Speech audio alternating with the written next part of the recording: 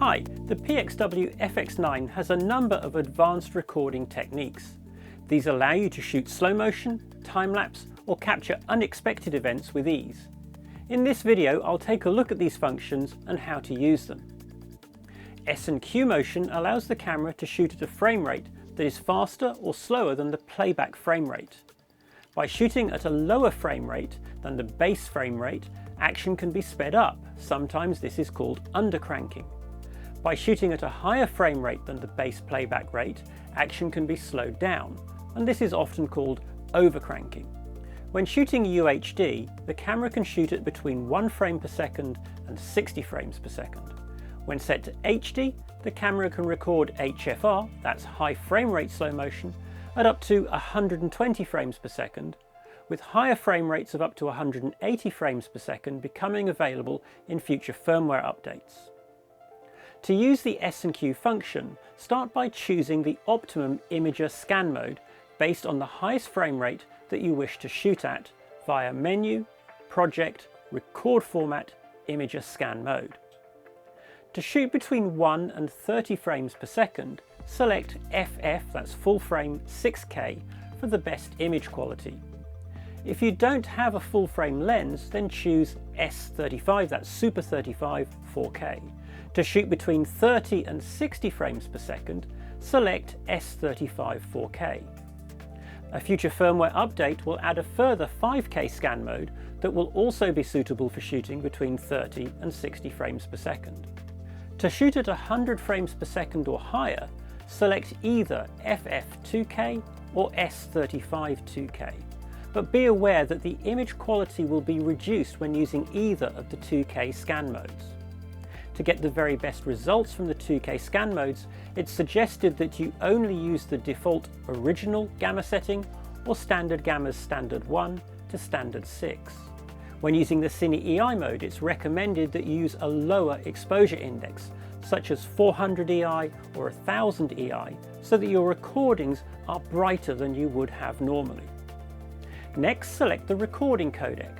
In order to use S&Q motion, the XAVC-L or XAVC-I codecs must be selected via Menu, Project, Record Format, Codec. Now select the base frame rate, which will be the frame rate at which the footage will play back, using Menu, Project, Record Format, Frequency. If you've previously selected FF6K scan and you choose a base frame rate or frequency greater than 30 frames per second, then the sensor scan mode will revert to S35 4K. To enable the S&Q mode, press the assignable S&Q button or turn it on in the menu via Shooting, S&Q Motion. The shooting frame rate can be set either via the menu or by pressing and holding the S&Q button until the frame rate selection menu appears. Do note that autofocus and auto iris are disabled and that audio is not recorded when using S&Q. MLUTs are not available at frame rates above 60 frames per second. As an alternative, you can use the Viewfinder Display Gamma Assist function, which is available at all frame rates. I suggest that whenever possible, including when recording HD, you use FF6K scan or S35 4K scan, as these scan modes offer the best image quality. Only use FF2K or S35 2K when you need to shoot at 100 frames per second or faster. If you use S&Q motion regularly, consider saving your preferred S&Q settings as a user file. This will then allow you to recall the user file to quickly set up the camera for your preferred S&Q modes. Also be aware that when shooting at high frame rates under some types of artificial light sources, that flicker from the lights can be introduced into the footage. This may not always be obvious in the viewfinder while you're shooting. I recommend therefore that when shooting at high frame rates that you play back some of your clips to check for this problem. Interval record can be used to capture frames at a preset time interval. The frames are then combined into a single file which can be played back as a video clip that significantly speeds up the action in the scene that you are recording. You can shoot using UHD or HD, but audio is not recorded when using interval record. In order to use interval record, a progressive record format must be used. The playback frame rate of your footage is determined by the selected record format via Menu, Project, Record Format, Frequency. Interval record is enabled and set via the menu at Project, Interval Record, Setting, or it can be assigned to an assignable button. For a starting point, I suggest setting the interval time to 1 second and the number of frames to 1. Increasing the number of frames beyond 1 typically results in jerky motion. A 1 second interval works well for scenes of up to 30 minutes long. Footage can always be sped up further in post-production if required.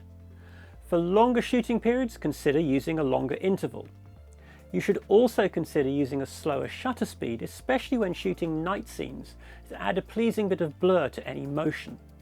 But if you use a very long shutter period and are shooting during daylight, you may need additional ND filters to control the exposure.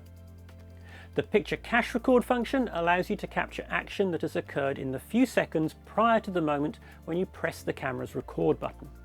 This is very useful for capturing unpredictable events. For example, filming an event that may occur unexpectedly or suddenly without warning, such as lightning during a thunderstorm. The maximum length of the cache period depends on the recording format that's being used. It will be longer for HD recordings than for UHD recordings.